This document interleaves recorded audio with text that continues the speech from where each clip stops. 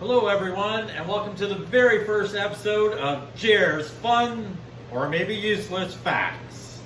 I'm your host, Jeremy, but everybody calls me Jer. This is the very first episode. I'm going to come to you daily giving you fun or maybe useless facts about that day in history, plus some other little things that I might come across. I hope you enjoy. If you like this kind of stuff, hit that subscribe button, give me a like, and ring that bell. Okay, let's get started. On this day in 1715, King Louis XIV dies after reigning France for over 72 years. He is the longest European monarchy, or has the longest reign of a European monarchy. Now let's take that in perspective. Right now, Queen Elizabeth II is sitting at 68 years. She's getting close to him, but not quite there yet. Now for my American friends, on this date in 1752, the Liberty Bell makes its way to Philadelphia. Now moving right along, on this date in 1878, Emma Nutt becomes the first female telephone operator. Do we even have telephone operators anymore? Speaking of Boston, in 1897, Boston Subway opens. It is the first underground rapid transit system in North America. Moving right along, in 1905, Alberta and Saskatchewan became Canada's 8th and 9th provinces. Now going back to Boston, in 1906, Philly and Boston played the longest game at that time on record of 24 innings. Philly ended up beating Boston 4-1. Now the amazing thing about this is both pitchers went the distance. If you're a baseball fan or know anything about baseball, going 24 innings is unheard of.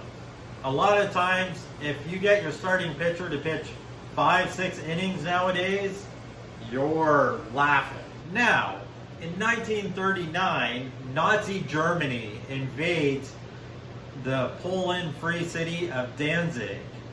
This starts the beginning of World War II. Now, interestingly enough, 6 years later, on the USS Missouri battleship, Japan formally surrenders, which means the end of World War II. Now with the last fact I'm going to go over today. Generally, I'm going to give you little things like what I have been, tell you a little bit about it, give you a few little facts about it. This one I might talk a little bit longer because it is something special for myself and many Canadians.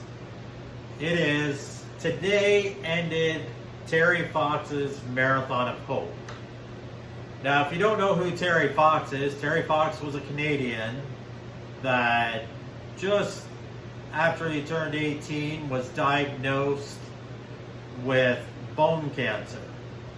Unfortunately, he had to have his right leg amputated approximately 6 inches above the knee.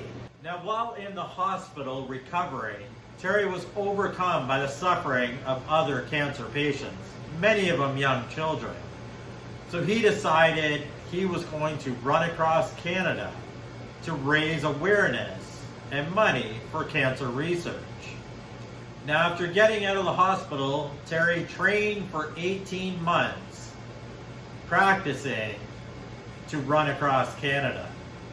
He started in St. John's, Newfoundland, and ran for 143 days until September 1st, 1980, where he was forced to quit his Marathon of Hope due to the cancer spreading to his lungs.